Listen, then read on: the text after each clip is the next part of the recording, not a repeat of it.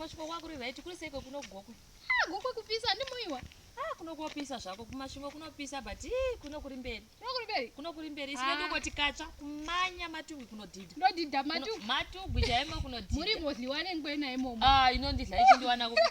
Kozo ndakaswera mugokwe senda pisiro amaita memwana ndandenda nogeresa mwana wangu musoro zvemugokwe senda. Gokwe inopisa vedu aiwa sare. Ndatozvinzwa pandasvika panapa kuti pakati tiri kungohwa makaiwa weri nyenda kawo kumashingo kwamaka. Ndongoinzwa ichingotendera kumbodzi chiko nyatse umbonditi deno.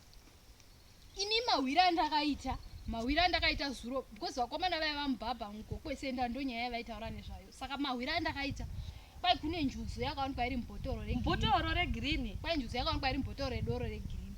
Ameno kwai pane murume here wakaenda mubhawa achida kutenga doro. Ameno mabhotoro kwai kune mabhotoro egirini edoro kudamo ameno. Ndimune varume vanomwa doro ndimumaza. Kwai saka murume wacho paakatenga doro kwai akawana mubhotoro regirini momo mudoro rake mune njuzu. Yupi.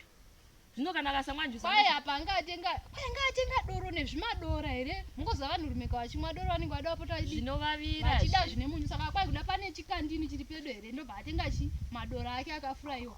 Ndobva awana mudoro mune njuzu. Kwai ndobva vachitora bhotoro riya regirini nenjuzu yaro. Kwai bva varikanda mumugodhi mumwena wakadzika kwai vaiva nemvura yava padhuze pavo. Yupi. Kunobva zvazoita sei? Moti nyika inoda kuita sei vese vasikana? Kwai bhotoro rakakokandiwa mumugodhi wakadzika mumwena waiva pedo kwai waiva nemvura nenjuzu yaro.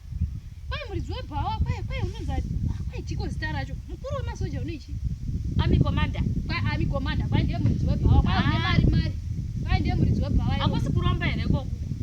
Indakati njuzu mubhotoro redoro. Ndakashamisika nyika yoda kuguma memwana nyika yamira nemeno.